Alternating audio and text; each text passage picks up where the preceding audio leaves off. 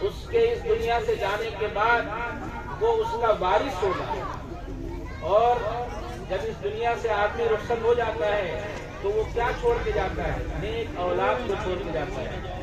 وہ نیک اولاد جو اس کے لیے دعا کرتی ہے، جو اس کے لیے خیر کے کام کرتی ہے، اور وہ اس کے لیے ذخیرہ آخرت بنتا ہے، اس کو جنت میں لے جانے کا سبب بنتا ہے۔ اس لیے اپنے بچوں کی تربیت کیجیے، اپنے بچوں کی نگرانی کیجیے، اپنے بچوں کی دینی تعلیم کی فکر کیجیے، ان کی نماز کی فکر کیجیے، ان کے اخلاق کی فکر کیجیے، ان کے آداب کی فکر کیجیے، ان کے رہن سہن کی فکر کیجیے۔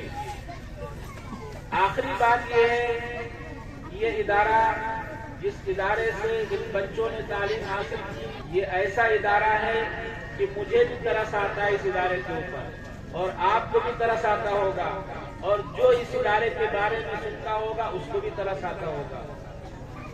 کیوں؟ اس لیے کہ نہ تو ان کے پاس رہنے کی جگہ ہے، نہ تو ان کے پاس چھت ہے، نہ ان کے پاس زمین ہے، نہ ان کے پاس کوئی ساز و سامان ہے۔ یہ بچے کبھی مسجد میں رہ رہے ہیں، کبھی کسی کے مکان میں رہ رہے ہیں، تعلیم کتنی اعلیٰ حاصل کر رہے ہیں، قرآن کریم کے حفظ کی تعلیم، اور رہنے کا کوئی انتظام نہیں، پڑھنے کا کوئی انتظام نہیں معقول۔ مسجد جو ہوتی ہے محلے کی جو مسجد ہوتی ہے، جس میں محلے کے لوگ نماز پڑھتے ہیں، اس میں بچوں کی تعلیم نہیں ہو سکتی۔ میں آپ کو بتا رہا ہوں، اس میں صرف 5 وقت کی نماز ہو سکتی ہے۔ میں منع نہیں کر رہا ہوں کہ نہیں ہونی چاہیے، میں یہ نہیں کہہ رہا ہوں۔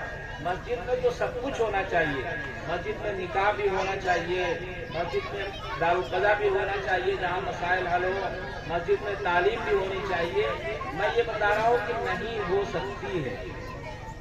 کیوں نہیں ہو سکتی ہے؟ اس لیے کہ محلے میں بعض بزرگ لوگ ایسے ہوتے ہیں جو کچھ برداشت نہیں کر سکتے ہیں، اور بچے ایسے ہوتے ہیں جو بزرگوں کو برداشت نہیں کر سکتے ہیں۔ جو بزرگ کی پریشانی ہوگی بچے اسی کا انتظام کریں گے۔ میں دیکھتا ہوں بعض مدرسے ایسے ہوتے ہیں کہ ان مدرسے کے بچے مسجد میں نماز پڑھتے ہیں، محلے کی مسجد میں روز جھگڑا ہوتا ہے، روز جھگڑا ہوتا ہے۔